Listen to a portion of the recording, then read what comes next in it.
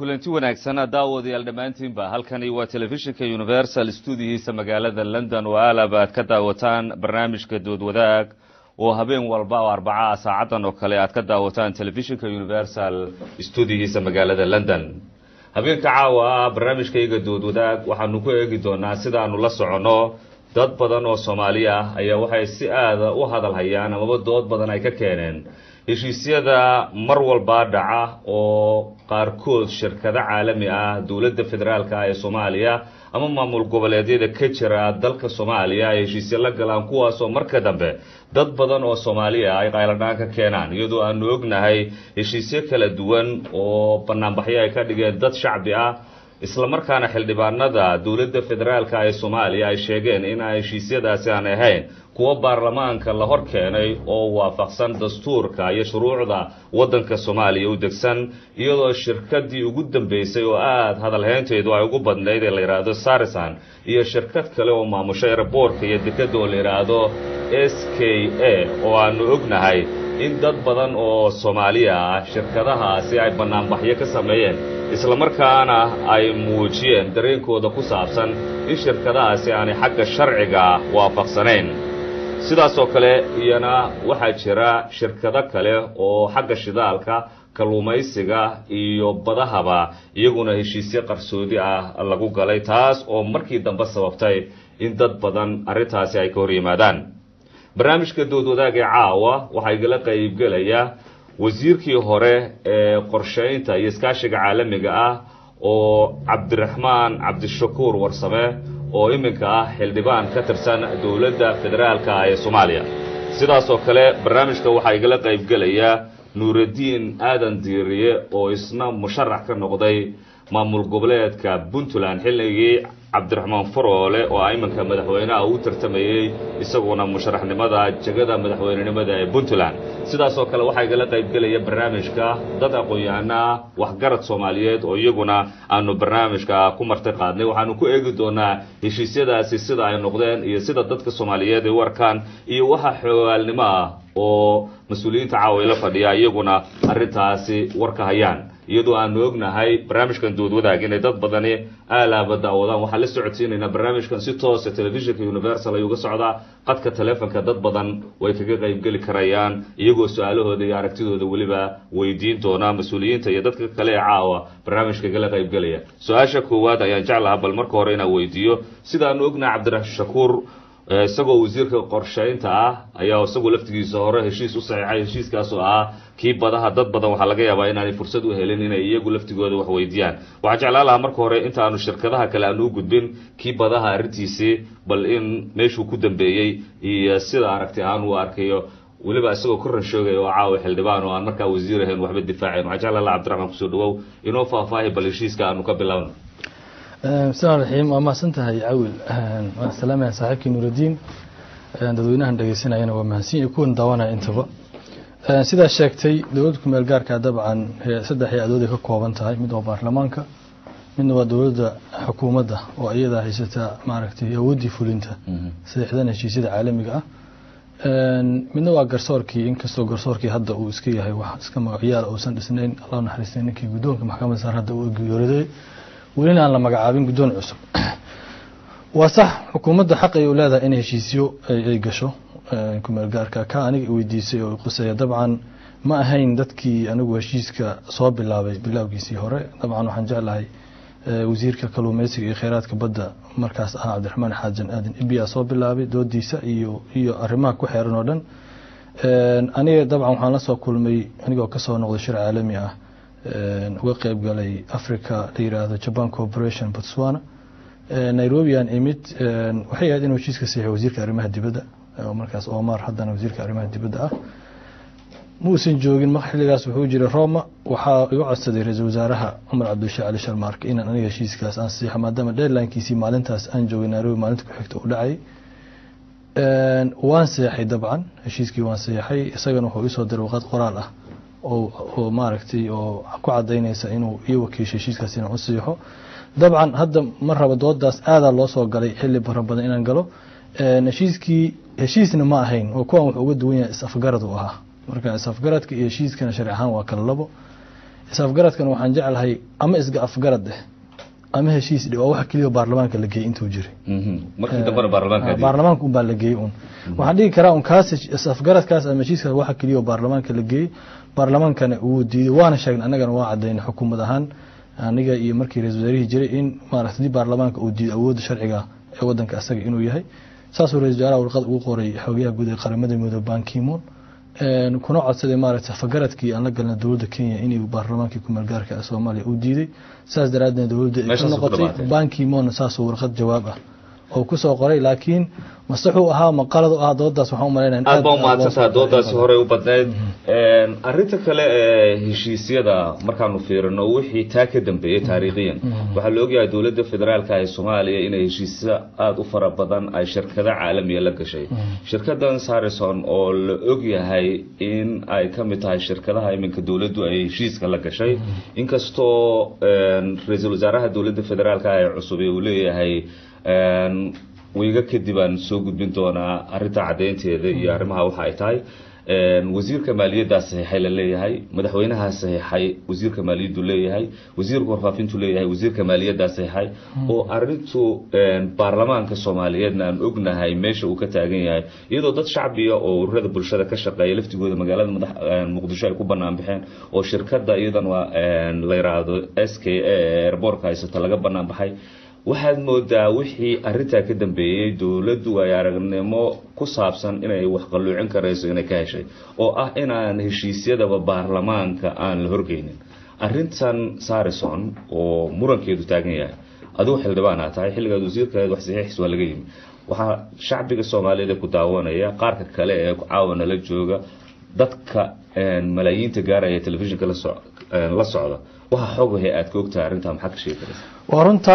xildhibaan inaan ahay way ka duwan tahay inaan wasiir ah sababtoo marka wasiirta waxa ku shaqeynaysa wax la collective responsibility mas'uuliyad wadareed xukuumaddaas ay kamid tahay dhinacay u socoto inay u socoto hadaadan ka bixin ayada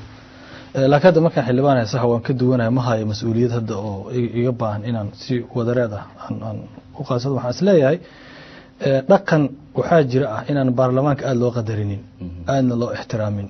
xukuumaddan iyo kuwii ka horeeyaba sababtoo ah waxa kastoo heshiis oo la galo heshiisyada aan garanayo waxa kamid ah mid lacag in la soo daabaca kamid ah wasiirka maaliyadda kan kastoo golaha wasiirada la keenay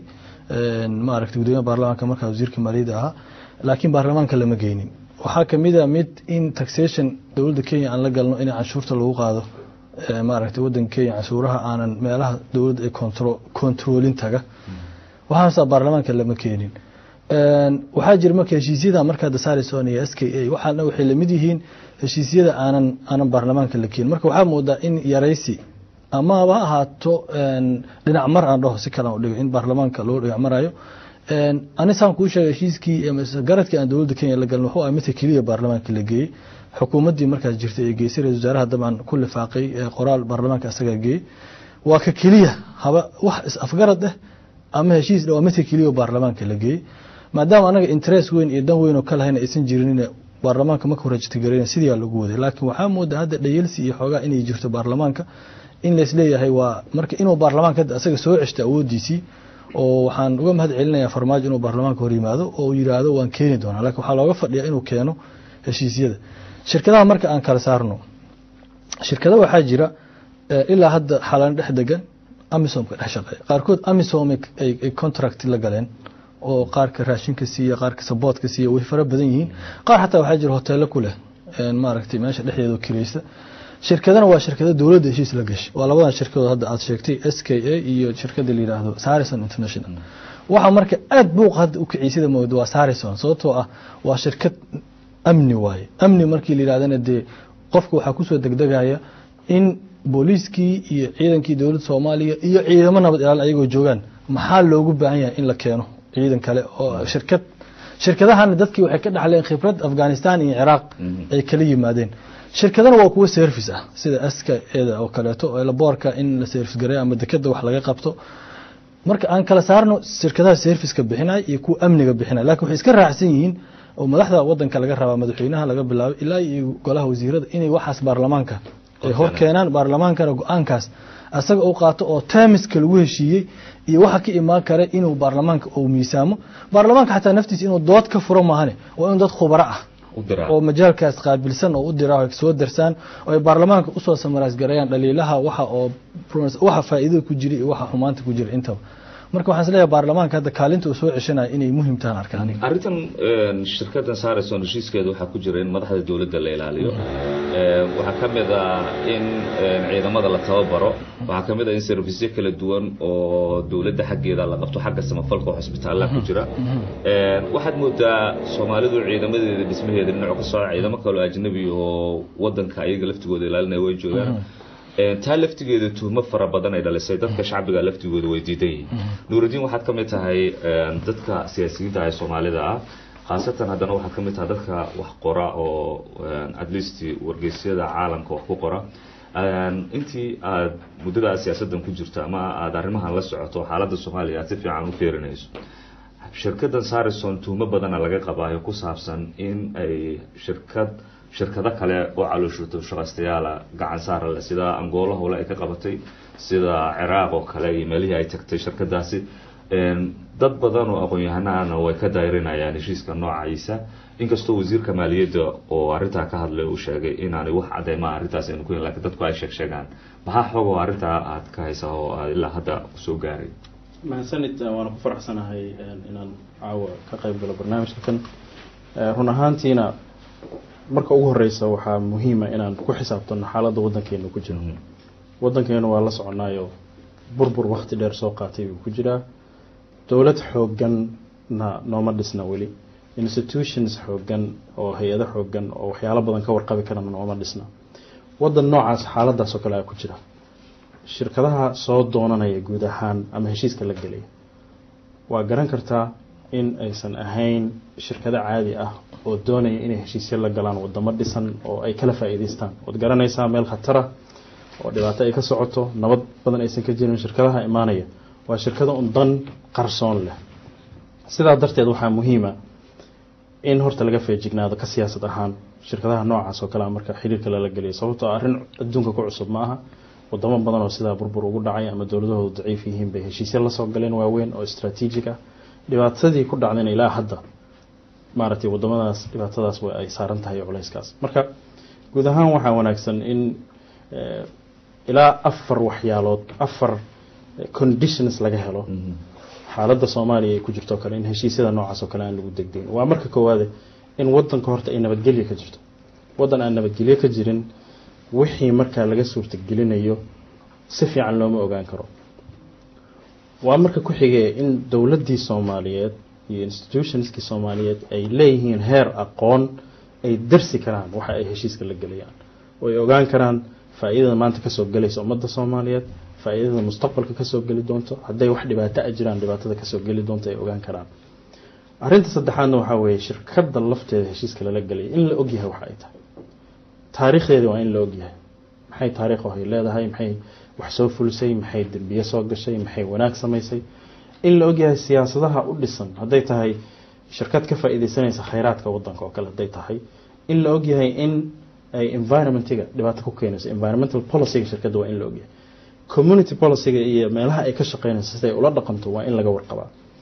arinta afraad oo aniga iigu muhiimsan oo na siin karta guarantee inaan wadankeena dhibaato loo geysan waa in si cad oo transparency ah loola maaragtay loola galaa heshiiska haddii heshiis lala geliyo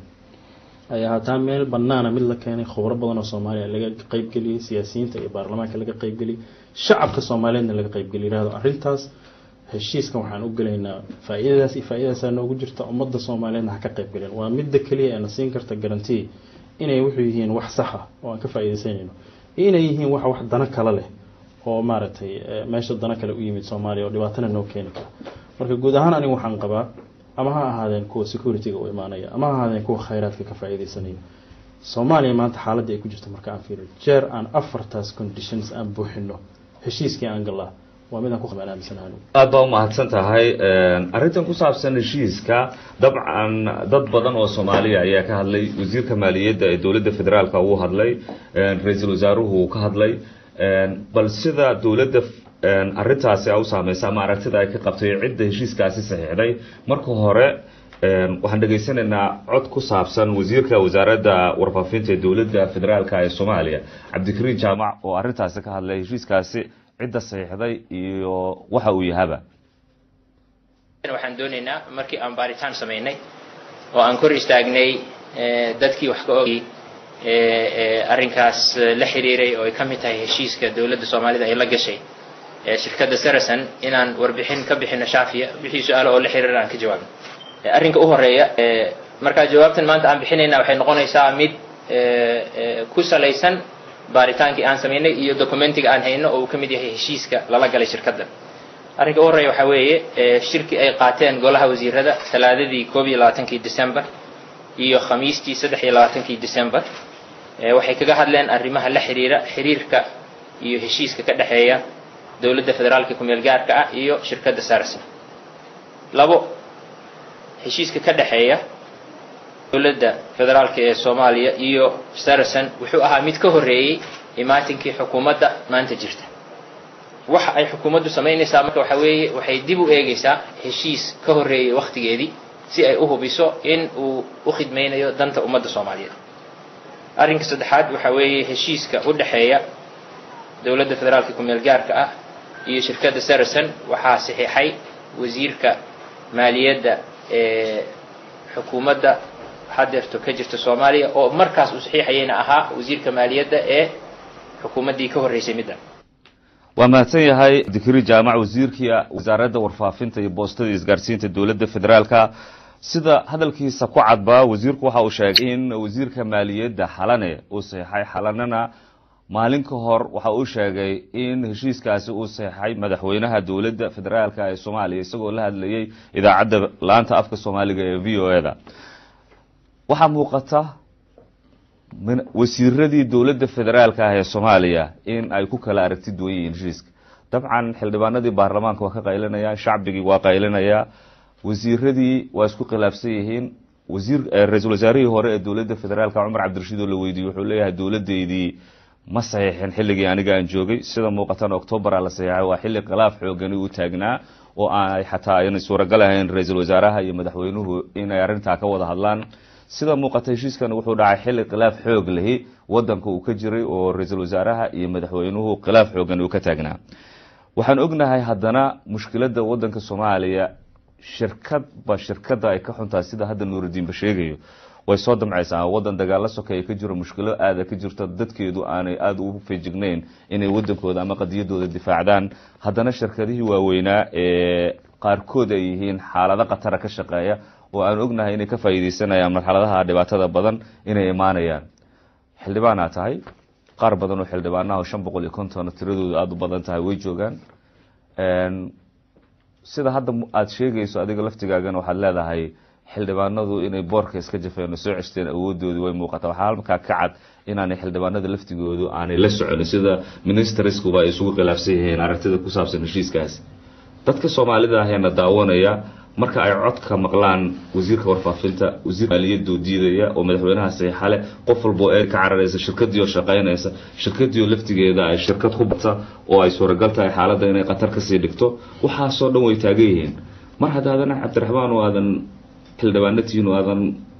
dadka Soomaaliyeed danahooda iyo ayahooda dhibaatooyinka iyo dadka wixii la idinku shaqeyn kareen miyaanay ahayn inaad dadka laftigeena xilalka isaga tagtaan oo tiraahdo ama qaban kareen diyaar naga cid naga la wareegay haday jirto maxaan u haystaa in meesha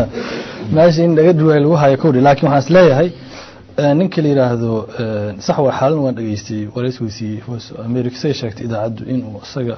sheegay madaxweynaha inuu saxiixay heshiiska shariga hadii ku markaa noo yaalan madaxweynaha ma saxiixi karo heshiis ma saxiixi karo sababtoo waa breach of ama waxay jabin ku tahay hadii ku meel gaarka madaxweynaha shaqadiisa waxay tahay inuu heshiisyada la saxiixay markii baarlamaanka ansixiyo inuu sameeyo wax la yiraahdo musaadaqa ama uu asaga meel marinta ugu dambeeyay oo yeesho laakiin heshiis ma saxiixi karo heshiis waxa iska leh hay'adda fulinta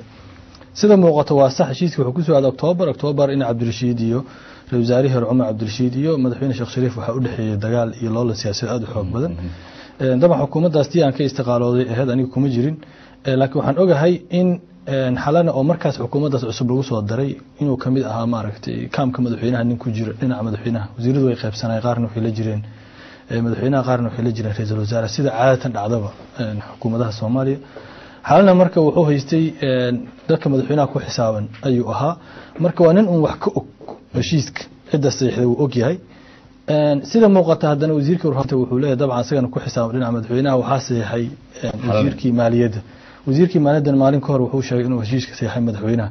baarlamaanka ilaa hadda lama horkeenin ra-iisul wasaarihii wuxuu leeyahay 2 usbuuc ka bacdiyaan heli doonaa meesha marka waxaa ku jira xoogaa mugdiya ku jira hadday soo baxda marka inuu heshiiska madaxweynaha saxiixay waaba arrin kale oo sharci jabin iyo meel kale aadi doonta waaba khatarteeda ay leedahay taas waxaan rajaynayaa saas inaysan dhicin ay ku ekaato wasiirka maaliyadda waxaan isleeyahay marka haddii wasiirka maaliyadda heshiiska uu saxiixay macnihii ra-iisul wasaarihii hore ma uusan ogeyn waana sida u badan sababtoo ah maba ahaynba wasiirkan wasiir ku xisaaban dhinacaas golaha wasiiradan lama keenin sidoo asagana sheegeen lama socodsiin marka alxaasil waxaa looga baahan yahay marka xukuumadda farmaajo in heshiiskii iyo cidda saxiixday iyo taamiskii loo saxiixay in baarlamaanka loo horkeeno haddii aan baarlamaanka la horkeenin macnihii waxa waaye annaga waxaan rabnaa iska yeelaynaa baarlamaankana ma maqlayno waxaan isleeyahay baarlamaanka hadda su-aalaha badan oo weydiinaya xukuumaddan maaldaxaas amnigay wax ka weydiiyeen waa positive ma jirin markii hore sax waaye laakiin baarlamaanka in kaalintiisa uu soo ceshay nafteeda waxay ku xiran tahay duruufta uu ku dhex shaqaynayo ee amniga leh ee maaragtay dhaqaalaha leh ee waxqabadka nafteeda ku xiran tahay haddii qofka xildhibaanka ammaankiisa uu khatar ku jiro waxyaalaha loo diidaa shirkadahana waxaa kamid ah amniga khaasatan kuwa serviceka aniga hadda xooga ma saara kuwa amniga waxa loo diidaa waxaa kamid ah haddayse wadanka sharciyaad adag jirin oo sida nuurudiin sheegay transparency badan aysan jirinin oo check and balance awoodda aysan ahayn qofkii keensadaa isticmaali karaba waaba khatar marka qofkii ka hor yimaadaaba assassination lagu sameyn karaa xildhibaankii hadla ama qofkii buuq keena ama qofkii kale xataa siyaasad geli kara ay dhibaato ku noqon kartaa marka shirkadaha noocaana oo waxay ka sameeyeen ognahay wadamada dhibaatada ay ka jirto waa in aad looga digtoonaada waa wax dareen sax waaye baarlamaanka doo keeno dareen sax waa shacabka Soomaaliyeed ay keeneen laakiin xukuumadda waxa laga rabaa inay baarlamaanka horgeyso ay baarlamaanka maaragtay arintaas ay ka hesho kalsooni iyo gacansiin ay ka hesho aad iyo aad mahadsan tahay cabdiweli waa nin aqoon-yahan oo kamid ah dadka London degan barnaamijkan naga qayb galaya waa dhageysanaysaa dooda xildhibaanka iyo Nuurudiin Ba iyo wasiirkii warfaafinta ugu dambeeyay hadlayay heshiisyada Sarison iyo shirkadaha kale ee Soomaaliya laga leeyahay aragtida ku saabsan arinta maxaa ku biirinaysaa wallahi dabcan aragtida laba qaybood ayaan ka soo qaadaya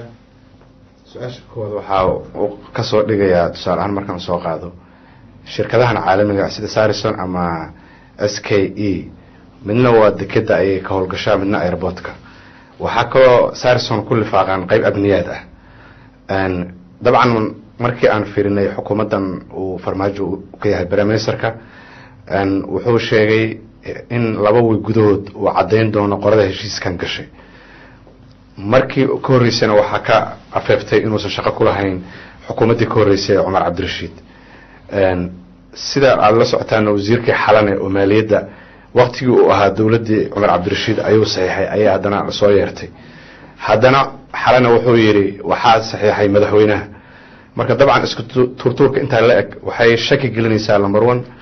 xukuumadda dawladda ay shaki badan gelinaysaa shacabkii waxay ku abuuraysaa inay dawladda u arkaan dawlad macnaha aan ka tarjumayn shaqadii loo xil saaray waxay kale caqabad ku keenaysaa tusaale markaan soo qaadano mudaharaadyo badan ayaan dareemayna shacabku ay u arkaan heshiisyadan oo si qarsoodi ah qaarkood loo galay marka anu waxaan u arkaa waxaan qaasatan dawladda xaggeeda horta 2 week way ku dheeraysay sida ugu dhaqsiyaha badan waxa laga rabaa xukuumadda farmaajo inay cadeyso heshiiskan haddii uu galay farmaajo kabinetkiisa wasiir ku jira iyo haddii ay xukuumadda waxaan kaloo u tusi lahaa heshiisyadan qatartooda inay leeyihiin oo ah hay'ad waad la xiriiri kartaa sida aad tusaale soo qaadato Iraq ama Afghanistan waxaa ka howlgala shirkado oo private company ah oo ay badan yihiin shirkadaha qaarkoodna waxaa laga yaabaa inay waqtiyo cayiman sida uu maxay raahdaa uu sheegay walaalkay maxaan raahdaa Nuurudiin waxaba laga faa'iideystaa waqtiyada burburka in shirkadaha noocaan oo miran ay soo galaan dalka ayagoo uga faa'iideysanay maadaama dawladda ay tabarantay kaga faa'iideysanayaan laag maxay security issue hadhowdina possible qatarteeda inay leedahay marka waxa muhiim ah in sida ugu dhaqsiyaha badan xukuumadda farmaajo inay cadeyso heshiiskan inuu heshiis dhameystiran oo dawladda hore gashay xukuumadda hore oo ay ayagu ay dhameystiran iyo inay tahay heshiis ayagu ay galeen taa waa baa muhiim in la saas sida ugu dhaqsiyaha badan ka hadlaan anu macna taas baan dheelaha shacabkana loo tuso si kale ah oo laga daayo maxay raadaan dadka maaweelada iyo isku turturka lagu hayo shacabka dhexdooda aad baa mahadsan tahay qofna dhageysanaya ana daawanaya ayaa qadka telefoonka isna ku jiro doonaya bal aragtidiisa in uu ka dhibto waxaan siinayna qofka halo mi maqlaysaa qofka waxaan filayaa in uu qadka ka go'ay barnaamijku waa barnaamijkiinii alaaba dad badan oo Soomaaliya ayaa mar walba nagala qayb gala qaar kamid ah dadka Soomaalida ah ee daawadana barnaamijka ay caawa nala fadhiyaan oo nagala qayb galayaan halo mi maqlaysaa السلام عليكم وعليكم السلام magacaaga marka hore كين محمد عبد العزيز صليدها kiin halkeed joogtaa waxaan joogaa London hayo wala barnaamijku waa la socotaa su'aashaada عادي London ku soo dhawow su'aashaada walaal walaal su'aashii waxa weeye heshiiska Soomaalida kamid ahay haye waxaan aad u jeclaan lahaa Soomaali maalin walba waxaan ugu soo noqotay wasiir la buriyo madaxweynaha maxaa la jiray kursiga laga qaado maxaa la jiray wasiir tahay waxbaan qabanayaan wax qabanaynin marka goormay Soomaali tan ka baxaysa wasiirada hadda joogtaa saarta inaan ogaado aad baa mahadsantahay maalin walba waran ku taag baynu ku noolaanayna aad baa mahadsantahay xaaladda jahawareerka ayaad su'aal ka qabtaa oo leedahay goorma waxa laga baxayaa waa ku mahad celinaynaa waa mahadsantahay qofka kale ayaanu fursad siinaynaa halo may maqlaysaa halo magacaaga marka hore xaaji xawal yiraahdaa xaaji xawal keed joogtaa London baan joogaa ku soo dhawow barnaamijkii doodwadaag haddii aad su'aal qabto su'aashaada su'aasha waa aan kala saarayaa haye mid waa mahadcelin afartii qodob uu sheegay wiilka yar ee Nuruddin oo aad iyo aad ugu mahadsan yahay waa mahadsantahay aan leeyahay haye midda labaadna Cabdiraxmaan Cabdishakuur baan weydiinayaa haye mina waa caddayn xagga farmaajo ku saabsan saddexda markaan kala saaray Cabdiraxmaan Cabdishakuur haddii aan ku horeeyo Cabdiraxmaan Cabdishakuur shalayto markii aad joogtay Casmara waxa aad ahayd gacan yarihii Sheekh Shariif Sheekh Axmed haddana markii aad ra'iisul wasaare ku-xigeenkii iyo wasiirkii wasaaradda qorsheynta ka degtay oo aad noqotay xildhibaan caadi ah waxa aan arkayaa in durmo iyo qalqaluucin ay ka muuqato taa majaga ka degistii aad ka degtayba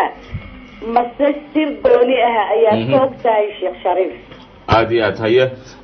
labadaas su'aalood aad weydiinaysaa هاي عبد الشكور بان ويدينا aad baa u mahadsantahay xawa waa ku mahad celinaynaa barnaamijka su'aalahaaga cabdishakuur aan u gudbin doonaa waana ku mahad celinaynaa kasoo qaybgalka aad barnaamijka kasoo qayb gashay su-aasha xaawo ayaa marka hore ku horeynaynaa waxay tiri arrinta ku saabsan markii aad degtay kadib aad dulduleelo la yimaadeen ma hore u cadeeyay waxaan iridii markaad golaha wasiir ka mid tahay shaqeynaysa wax la yiraahdo mas'uul wadaareed waxaad ku qasban tahay golaha wasiirada meeshay aadaan iyo go'aankooda ha qaraaraado fiicnaado dooda ku furan tahay markaad golaha fadhiso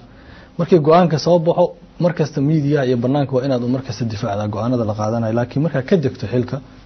oo maaragtay aad xildhibaan noqoto waa si dabiiciga ah wadamada adduunka u shaqeeyaan wixii dhaliil waad jeedi kartaa marka hadii xaawo ay dhaliil aragtay maaha qof shakhsi wax ku jeedo waa dabeecadda siyaasadda sida aad u mahadsan tahay arrinta kale waxa jira heshiisyada dawladda federaalka ay gasho kuwa lamida oo Puntland xaggeeda laga galo ku saabsan arrinta shidaalka oo maalintii doraad aanu arkaynay in hal sano oo qandaraas shirkadaha shidaalka ee African Oil la isboonaysiiyay arrinta Puntland laftigeeda heshiisyada laftigooda ay Puntland galayso iyo kuwa kale ee dawladda federaalka ay Puntland la gashay oo aad moodo iyaguna inaan mararka qaarkood la marsiinin baarlamaanka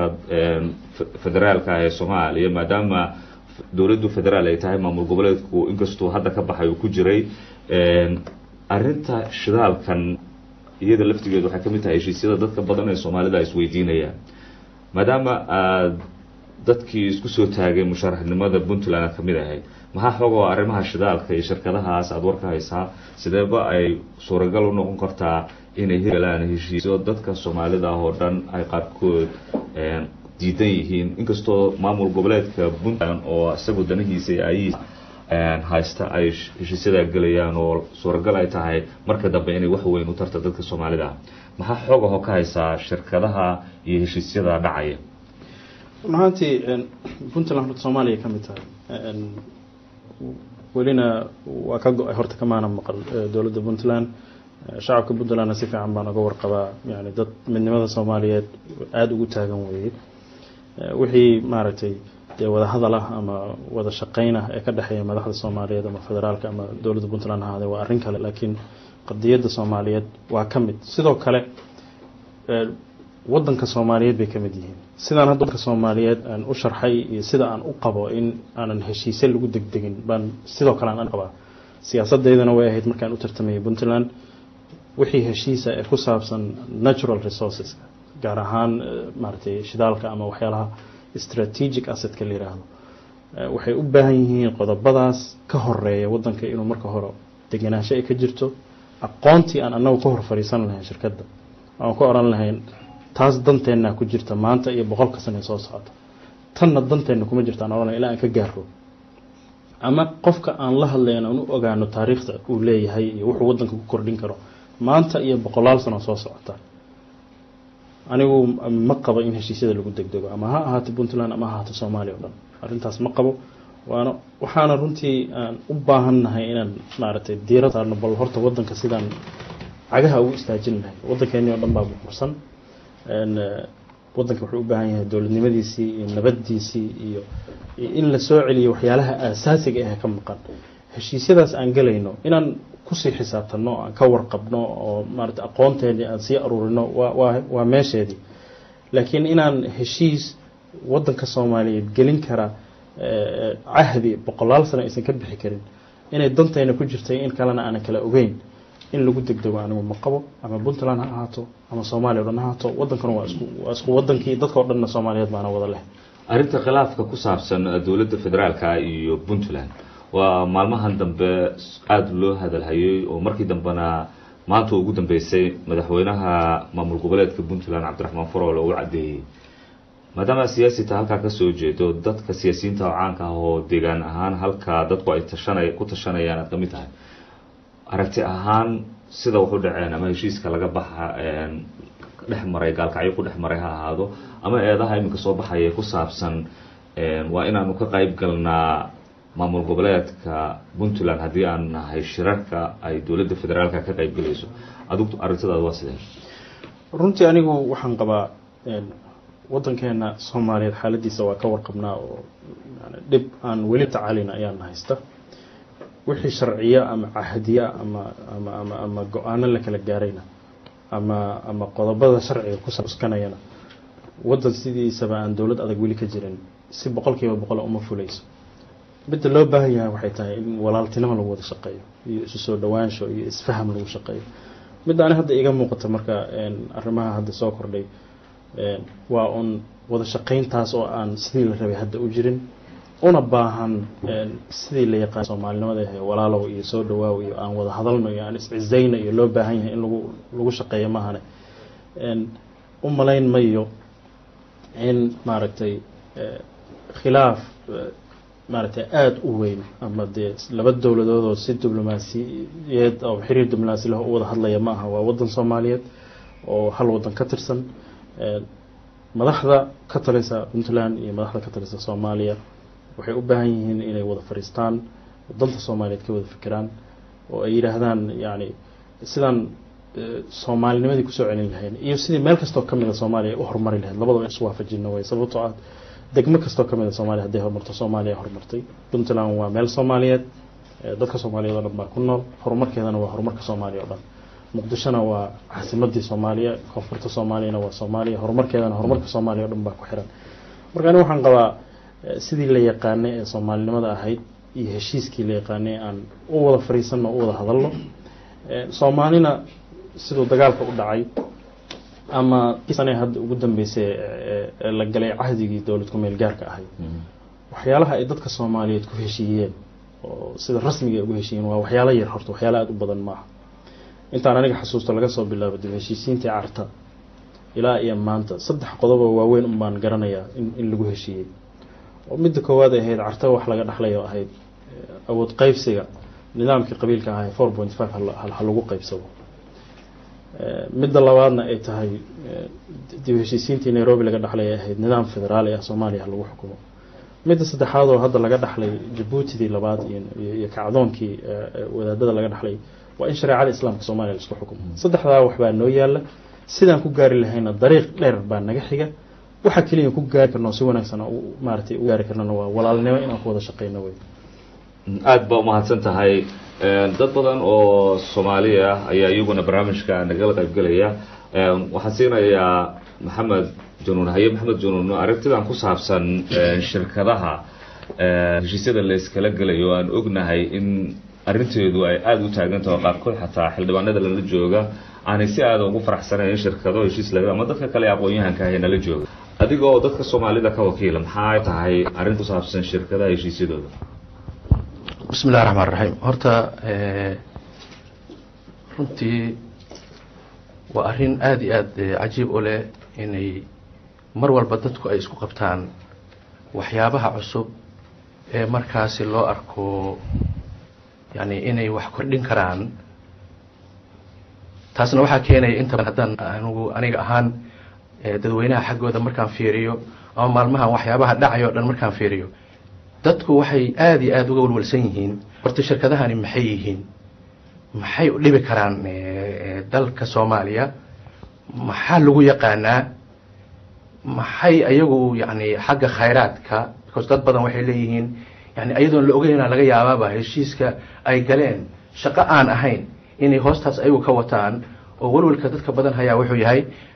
natural resourceska dhan ayaaba laga yaabaa inay dalka ka dhamaystaan ayadoon la ogeynba bacdamaa dawladda hadda jirta iyo dadka Soomaaliyeedba ay mashquul ku yihiin xagga amaanka iyo dhibaatada jirta marka maskaxiyan ayadoon loo bislayn ama aan xoog la saari karin in yani laga fikiro dhibaatada ay keeni karaan haddii marka yani si aan ku talagal ahayn ama si hadda aan noo muuqan anaga dadweyne ahaan ayaga heshiis lala galay dalka la keenay waxaan aad iyo aad uga walwalsanahay runtii arrintaas aan sheegay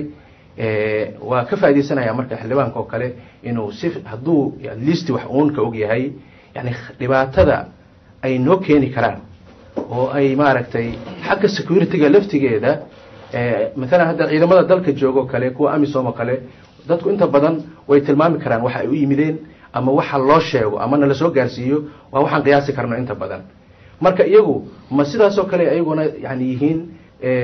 shirkada xagga security-ga laftigooda ciidamo u gaar ah leh oo amnigiis wax ka sugaya oo dadki wax u faa'iideynaya mase waa dad khiyaano iyo dana kale ayagu hoostaas ka wato wax la hulaaban oo shakiga badan oo dadweynaha يعني هذا هدي maalmahan wixii dhacay oo dhan aan fiirino shaki badan nagu jira marka xildhibaanku waa jeclaan arintaas aad iyo aad noo faahfaahiyo dadkana ka daaweeyo arrintaas xildhibaan waa sida januunaba sheegayo dad badana waxay qabaan ciidamo amisom ha jooga ciidamo kale oo ay suuragal tahay iyaguna inay ammaanka ka shaqeeyaan oo madaxdii sare ee wadanka ilaaliya sida haddaba ciidamada amisom laftigooda intay uga shakiyeen madaxweynaha ilaa 7 su'aaladood weydiiyeen oo ku yiraahdeen waa maxay waxaan maxay qabanayaan dadka Soomaalidaana sidaas oo kale iyaguna arinta laftigeeda dood badan uga taagan tahay adigu oo xildhibaana adoo degan xamar waliba adoo xoogaal waa adoo ka soo tirsanaa dawladii hore ee dalka ka talinaysay barnaamijka rokaha Umar Cabdirashiid Cali Sharmaal marka dambe kasto aad isaga tagtay adoo qiimeynay sida hadda dadku ku weydiinayaan maxaa qatar ah oo shirkadan Sarison ay Soomaalida u keeni kartaa adoo ka wakiil oo baarlamaanka ugu jira shacbiga Soomaaliyeed maxaa yeelay inta dadku og yihiin ka badan baad ogtahay waxaan rabaa inaan ku daro noomaasanta awil waxaan rabaa inaan ku daro waan mahadsan yahay ninka odaga su'aasha oo soo jeediyay waxaan rabaa inaan ku daro amisom kelima wax meesha jooga waxaan la socdaa in xukuumadda ka tirsanaa dawladda ku meel gaarka ah waxa jiro wadamo inta hadda Sarison inay qabanayso la sheegayo la diyaar ah in dawladda ku meel gaarka ku caawiyaan tusaale ahaan booligaarka madaxweynaha wala tababara wadamada tababara oo gacan naga siiya wali wadamada horumaray ay kamideen sida Ameerikaanka ama Faransiiska oo kale hadii la rabo in la tababaro dad booligaar ama loo tababaro sida sirdoonka oo kale wadamo sidooda inay arintaas bixiyaan rabo tareerina badan bixiyaa jiraan intaan ogahay aniga oo ka warqabo marka waxa maadaama heshiiskii aniga aanan gelin ciddii la gashan aan ka warqabin xukuumaddii aan ka tirsanayn waxa sarison baahida keentay aad uma sharxi karo laakiin waxa ay muuqatay dhibaatada ka imaan karta wadan aanan sharcigiisiina adkayn oo xataa kambaniyaashan serviceka qabanaya iska dhaaf kuwa amniga iyo kuwa amniga kulli isku dar sharci dowladda Soomaaliya ma qabto xadida oo xukumo ma qabto baarlamaanka lagama ansixinin ilaa haddana golaha wasiirada ma keenin marka ayadoona sharcigiiba jirinba lagu dhaqi lahaa shirkadahan oo contractiga markay galayaan sharciyo loo refer gareynaa ma jiro sharci loo refer gareynaa ayadoo aysan jirinin maaragtay safaafiyo ama transparency cad aysan jirisay wax yihiin ayadoo aysan jirin hay'adaha xukuumaya oo isqaba kara waxa way dadkan hadayba caloosheed shaqaysiyaal background ka imaanayaan haday kan bilyan noocaas ku lug leeyihiin waxay keeni kartaaba in ay ka qayb qaataan nabadgeliyo darrada Soomaaliya waliba waxa ku cadashiiska sida la sheegayaba oo loo akhriyaba draftigiisa aan saxiixnayn waxyaalo yaab kale waxa kamid ah golaha wasiirada waxa la keenay heshiis aan saxiixnayn taas cajiiba in waxa ku qoran waxyaalo yaab kale ku qoran waxa kamid ah inay argaxiso la dagaalanka ay qayb ka qaadanayso eragaas argaxiso dagaalanka waxa la socotaa xataa dawladda reer galbeedka Mareykanka iyo dawladdan hadda aan joogin Ingiriiska wuxuu dhan waa la iska masaxay eragaas sababtoo ah wuxuu leeyahay sensitivity iyo dhaliil fara badan ku jirto marka company-gan marka aniga waxaan leeyahay waxa ka imaan doonaba way soo cadaa doonaan laakiin waxaan bajirin baahi heshiis loola galo dhibkiisana aniga inuu yaraa doono ilamaha markii aan fiiriyo wixii Ciraaq ka dhacay ama wixii ka dhacay maaragtay sidii la sheegay meel ka soo shaqeeyeen company-gan Angola ama Botswana ay ka shaqeey jireen ama Afghanistan ba ma fiicno kulay rekoorka yaal laakiin baarlamaanka wadanka ka jira 550ka arintani aad bay qayladanta shacbigu soo baxaysaa shacbigii ay ka wakiilkaayeen waqaylinayaan xildhibaanaduna uma maleynaayo inay aad uga doodayaan ma waa ka doodayaan xildhibaanada waxaan filayaa xukuumadda keeni weyso heshiiskan iyo waxa ku xeeran oo dhan waxaan isleeyahay waa wax uun ayada jiritaankeeda dhawaato keeni doona aad baa u mahadsan tahay fursadda kale waxaanu siinaynaa waxaana la jooga dad badan oo Soomaaliya oo qayb ka qaadanaya haye gabadha Soomaaliyeed iyaduna xamdaye barakaatu salaan kadib waxaan rabaa inaan warsado 3 su'aalood dadka walaalaha ila fadhiya khaas Cabdiraxmaan waxaan rabaa inaan warsado hadii ay jirtay waqtigiina saxiixday heshiiska badda adiga maxay ku leeyahay faa'iidada aad uga jeeday sababta markaad wadankaaga wuxuu saxiixay waa inaad aragtid faa'iidada meeshaas aad ka arkaysid oo anaku markaan meesha aan joogin tan labaad waxay tahay waxa la yiri shirkad baa waxa loo saxiixay wax intii ay isku maqnaayeen khilaafsanayeen Cabdirashiid iyo Sheekh Shariif hadii ay Cabdirashiid iyo Sheekh Shariif isku khilaafsanayeen waxa jirtay hay'adda fulinta maxay iyaduna xagee ku maqnayd iyadu ma hawl kale ku maqnayd ma dana kale bay fulisaan danta wadanka ahayn hadii ay waxaas oo dhan dhaceen sidee looga bixi karaa dhibtaan oo ama ittifaaqidan loo burburin karaa waa mahadsantiin aad baa mahadsantahay Cabdi waxaan siinayaa Axmed Cabdi Kariin haye adigana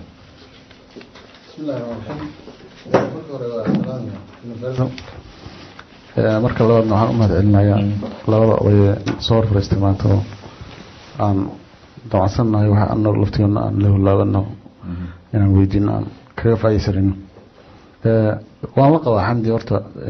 su'aasheeda hadda ay soo bandhigatay oo ah danta intee la eego arkaysa markaad aad saxiixaysi waliba ana soo qaadanaya hadalkaaga ahaa kuwa hadda la saxiixay anigu si dhaba uma ogi waxa looga daleeyay ama waxa ku hoos qoran haddii tii hore aad saxiixday wixii aad saxiixday maxaa ku hoos jiray oo danahood ka aragtay oo aad u leedahay dantaasaa ku jirta su-aashaas waxaan la qabaa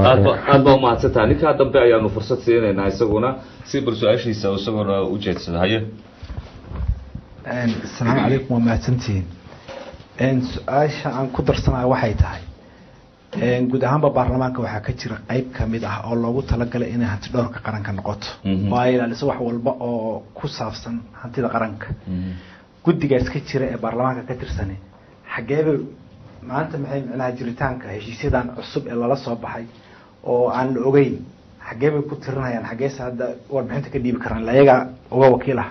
aad baa umahadsan tahay haye Axmed Dirir adiga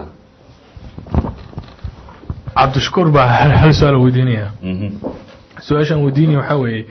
wuxuu sheegay inuu saxiixay waxa la yiraahdo dokumentiga ama waxa documentiga uu saxiixay waxa la yiraahdo ma ka fakeray intuusan saxiixin iyo waxyaabaha ku qarsoon. salaam aad baa mahadsantahay Cabdullaahi. bismillahi rahmaani rahiim waxaan u maleynayaa inay su'aalaha inta badan ba Cabdiraxmaan ku socon doonaan maadaama uu asagu ahaa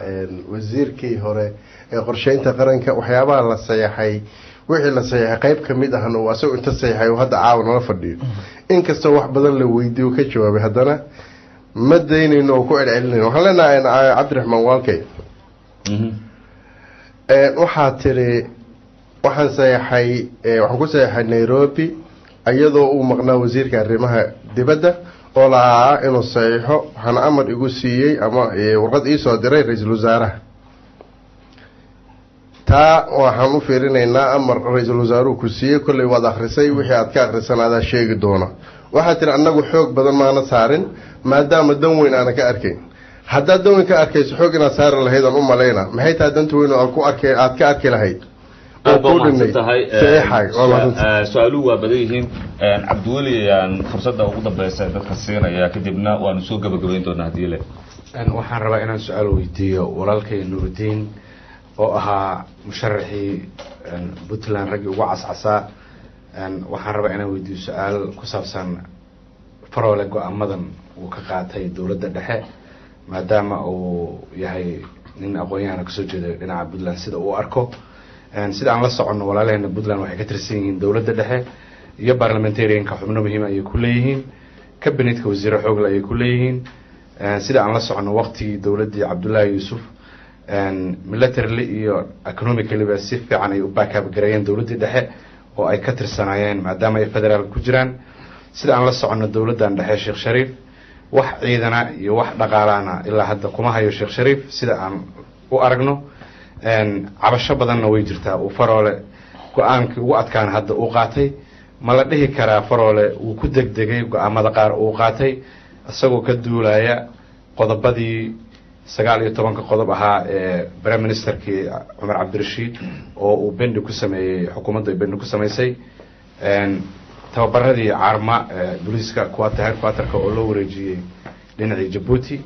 heshiisyadii dhinaca baaradka ama badaha oo Djibouti la geeyay ciidamadii dowladda dhexe oo tababaradii loo wareejiyay Djibouti waxyaabo noocaas oo badan asagoo tabanaya ma la dhihi karaa qaab diblomaasiyadeed inuu ku xalisto inay ka mudneed inuu faroole go-aankii cadka uu qaatay inuu idaacadaha ka sii daayo ma la dhihi karaa arrintaas uu yara ku degdegay faroole aad baa mahadsan tahay cabdiweli su-aalaha badankooda waxay ku socdeen cabdiraxmaan cabdishakuur oo wasiir hore uga ahaa dowladdii ka horreysay dowladdan ayaa cabdiraxmaan wallaahi su-aasha gabadha saddex waa dabcan laakiin haddaan ku deg faa'iidada ku jirta maxay ahayd faa'iidada ku jirta golaha wasiirada anigu waxaan sheegay golaha wasiirada inuu go-aan soo wada fadhi gaaray kuma ma joogo markaas go-aanka uu gaarayo heshiiska ku gaarayo golaha wasiirada dabcan wafdi UN ka socda iyo lawyer international la tashadeen golaha wasiirada ra'iisul wasaaraha wuxuu u tagay madaxweynaha arrintii u sharaxay madaxweynaha uu ka soo aqbalay aniga saas oo amarkii igu yimid marka faa'iidada ku jirtay faa'iidan ku jirin dabcan hadda waa wax technical ah annaga waxaan ka hadlaynaa waxay ahayd xuduud iyo bad iyo heshiis toona maana continental shelves la yiraahdo continental shelvesna adduunka dhan wadamada caalamka dhan markaas cusboonaysiisana marka anagana cusboonaysiisano oo 200 mayl economic liiraada exclusive economic zone ka aan 150 kale ku darsanaa faa'iido ugu jirtaas ee hadda taas waa la istaajiyay baarlamaanka istaajiyay asagoo ka fiiriyay meelo badan oo kale ka tixgeliyay aniga hadda dooda baarlamaanka inaan galo wuxuu ku tixgeliyay ma rabo laakiin horta procedure-ka u dhaceen saas ay ahayd waxaan kaloo rabaa inaan ku daro xataa kaliya inaan ra'iisul wasaaraha warqad soo qoro maalin madaxweynaha telefoon kula hadlay inuu arrinta og yahay oo raali ka yahay maadaama golaha wasiirada aan ka maqnaa markay go'aanka gaarayeen maxaa danoo on ku jira hadalkii haddaan fasiro waxaan ka waday wax danoo shakhsiya ama xukuumadda ama ra'iisul wasaaraha ama aniga noogu jira ama wasiirkii soo bilaabay ma jirin sababtoo baarlamaankan u dhaafnay baarlamaankana go'aanka ugu dambeeya asaga iskale golaha wasiirada ma laha waxaa iskale go'aanka ugu dambeeya dowladda hay-adaheeda baarlamaanka iskale xataa hadduu go'aanka u qaatay oo ka arko inay maslaxada qaran ku jirto asaga iskale marka waxaan ka wadnaa si dadka u dhigayaan badan wax danoo khaas anaga nooguma jiran u dabagalno ama u loobi garayno ma jirin meeshii baarlamaanka ku xiraan aanan uga harna arrintaas sidee looga bixi karaa waxaa looga bixi karaa dee dowlad soo nurudiin sheegay inay waddanka horta lahanto ammaankii gacanta lagu dhigo dowladdii ay waddanka in control noqoto sharciyadii kambaniyaashan iyo shirkadaha caalamiga Soomaaliya waxaa shak ku jirin ama ganacsiga gaarka loo leeyahay dadka Soomaaliyeed ha ahaado ama kambaniyaal investment waddanka ku sameeyay labada waa loo baahan yahay laakiin waxaa ka horeeya nidaamkii sharciga horta in la helo xukumi lahaa hay'adahaas iyo kambaniyadaas ayaga xukumi lahaa in la helo aad baa mahadsan tahay arrinta Puntland runtii cabdi weli ma qabo go'aankaas horta in madaxweyne cabdiraxmaan faroole keligiis u qaatay mana aha go'aan horta la oran karo waa lagu degdegay sababtoo ah golaha wasiirada go'aan ka soo baxay buu ahaa golaha wasiirada ka shiray ka dooday marka ilaa heerkaas markay gaarsiisan tahay lama oran karo wax lagu degdegay way waxa ay ku salaysan tahay iyo waxyaalo badan baa jiri kara oo annaga hadda macluumaadka waa naga maqan yihiin meeshii ma joogno waxyaalaha sheegtay oo dhan baa ka mid ah laakiin sidaan horey u sheegayba xaaladda aan maanta marayno waa xaalad waddankeena u baahan in dib loo dhiso wixiina waxay u baahan yihiin in isku kalsooni iyo is-soo jiidasho iyo isfaham iyo walaaltinimo maaragtay lagu shaqeeyo iyo inaan annaga isku kalsoonaano sababtoo ah kalsooni darro ayaa ka muuqata meelaha qaarkood oo ma aha oo keliya maaragtay tababarka Puntland carmo lagu sameeyay ama ciidamada lagu sameeyay kaliya maaha waxyaalaha aniga aan aad ku leeyahay waxaa ka mid ah in ciidamada dabley ah oo Soomaaliyeed waddan kale lagu soo tababaro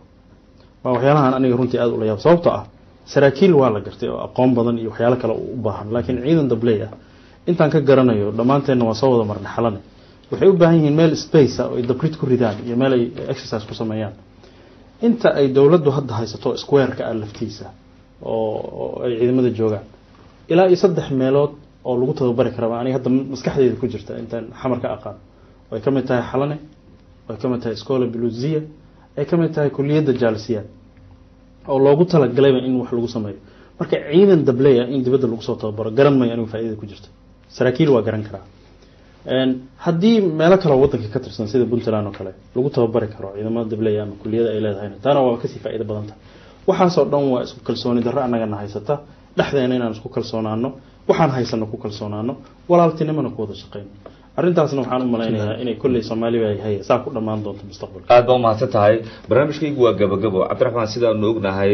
shirkadahan faraha badan leh heshiiska lala galay qaarkood aad loo eedeynayo lagu eedeynayo in xiriir la leeyihiin caloosho shaqaystayaal oo dhibaato badan dadka Soomaalida ee shacbiga ay u arkayaan qaar ka mid ah MPyadu ay aad u diidayaan dawladii federaalka ay laftigeeda isku turtuurayso ay leedahay kaas saxiixay oo dhibaato badan ka taagan tahay oo doodayada caawa dadka kale nagala qayb galanay sida uu sheegayaan maxaa talooyina oo aragtidiina ku saabsan oo aad ku biirinaysaan si arrimaha dhibaatada waa dadka Soomaaliyeed looga hortago waa laba qodob oo soo koobaya mid waxa waaye saan hore u sheegay oo ku celinaya mar kale hay'adahan qaasatan kuwa security ah nabadda ka shaqeeya waddankan gacanta lagu dhigin hay'adihiisa kala dambeed sharciga la soo celinin sharciyadii lagu dhaqmi lahaa ama ay hadii la isqabso lagu kala bixi lahaa aan la dejinin baarlamaanka uusan ansixinin masalan hadda in Soomaaliya in lagu soo dedejiyo maaha Soomaaliya hadii sa dhacdo waaba dhacdo hadda eertan hortaaganahay xukuumadda waxaan ka codsanayaa sida baarlamaanka uga codsadaba inay heshiiskan iyo waxa ku xeeran iyo wuxuu sheegay 10 sano soconaya waxa leeyahay dawlad kala saddexaad maal gelinaysa ma naqaan dawladda ay tahay markii la weydiiyay lacagta ku bixaysana waxa la yiri waa lama sheegay marka waxa soo dhana waxa loo baahan yahay inay baarlamaanka la hor keeno dadka kalsooni la siiyo baarlamaanka loo aqoonsado inuu yahay hadda hay'adaha jiray hadda ugu sareysa waddanka sharci ahaan iyo dastuur ahaanba inuu yahay marka in la tixgeliyo baarlamaanka xuquuqdiisa loo soo celiyo xukuumadda oo wasaare ka yahay farmaajo waxaan ku codsanayaa golaha wasiirada intaba iyo wasiirkiisa iyo hadduu madaxweynaha saxaba in baarlamaanka la hor keeno sida uu dhaqsaha badan arrintaas dadweynaha Soomaaliyeed ee baarlamaanka loo cadeeyo go'aankana baarlamaanka loo daayo go'aanka baarlamaanka qaatan oo noqdo ka ugu dambeeya sida aan sheegay isfahamkii anaga xukuumadeena ay saxiixday saas oo kale oo baarlamaanka go'aan uga qaatay oo ra'iisul wasaaraha lagu qasbay inuu warqad qoro u qoro United Nations waxa la rabaa in loo daayo baarlamaanka inuu hay'ad sharci ugu sareysa aad baa maastaa Nuuruddin haye dhibaatooyin badan oo hor imaan doona way jiraan waddan intaas sano burbursan baan ahay waxa kaliya aan mar walba uga badbaadi karnaa waa in aragti cad ay aan leenahay oo ah in waddankan u baahan yahay in dawladnimo la gaarsiiyo haddii habeen walba lagu seexdo laguna soo tooso oo arrinta ka weyn mar walba la soo dhigo waxyaalihii yaryar oo kale oo dhan isku qabsadana waa yaraan lahaayeen waxyaalaha kale oo naga duwi kara aragtideena ama heshiisaana waa dib baan isaga dhigi lahayn inaan iraahdo maanta nooma taala arrinta maanta waxaa noo yaala bal horta dawladnimadeena inaan hanano dawladnimo aan soo celinno sidii lagu soo celin karana waa in structurekii dowladda la islo dadkana la mideeyo marka taas in marka madaxda Soomaaliyeed meelay joogaanba siyaasiyiinta Soomaaliyeed shacabka Soomaaliyeed ay ku seexdaan kuna soo kacaan mid kaliya naga maqan waa taas insha Allah waxaan ku kalsoonahay inaan dhawaan gaari doono